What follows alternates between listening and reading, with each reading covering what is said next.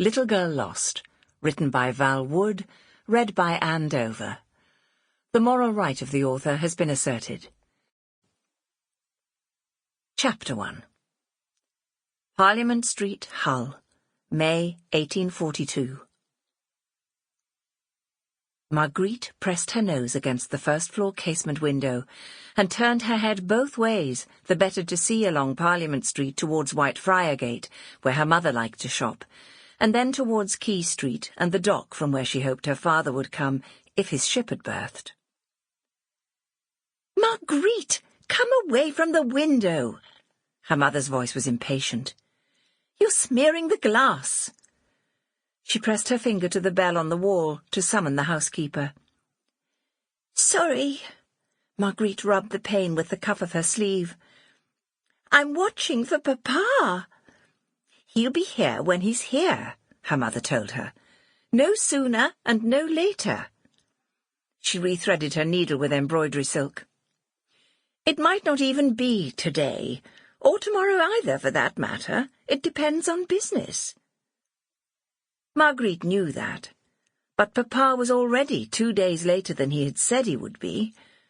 Papa was fun, whereas Mamma was no fun at all, and only became animated when trying on a new gown, or running a fine piece of muslin or velvet through her fingers at the draper's. Margriet thought rebelliously that her mother didn't really mind how long Papa stayed away.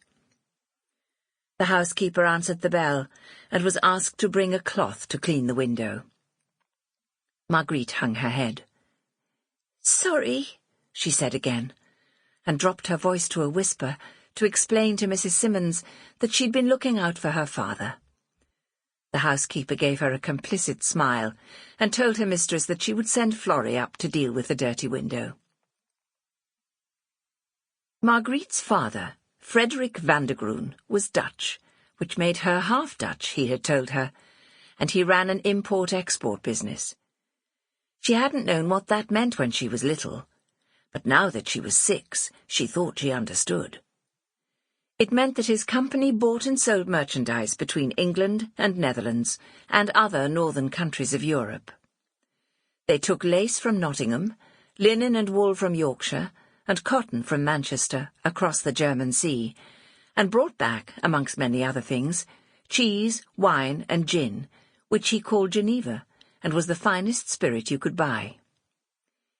He brought her mother gifts of trinket boxes in blue and white Delftware, and for Margriet, pretty little dolls with porcelain faces and rag bodies that sat on a shelf in her bedroom.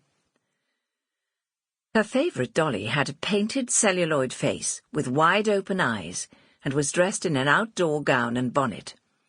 If she was tipped upside down, there she was with another head, and her eyes closed and dressed in her nightgown, with slippers on her soft little feet.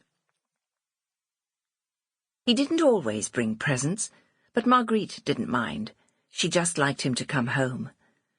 The house seemed happier when he was there, the air charged with a joy that disappeared when he went away.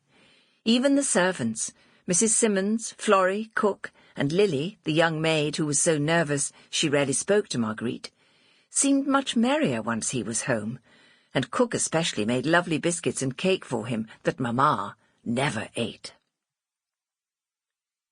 Florrie brought up a cloth that smelled of vinegar and wiped the glass, then polished it with a clean duster. "I don't think your papa's ship'll be here until tomorrow morning, Miss Margriet," she whispered. "Tide's not right for it to come in now." "Ah," Margriet said softly. She'd forgotten about the tides. "Thank you." She was given a conspiratorial smile.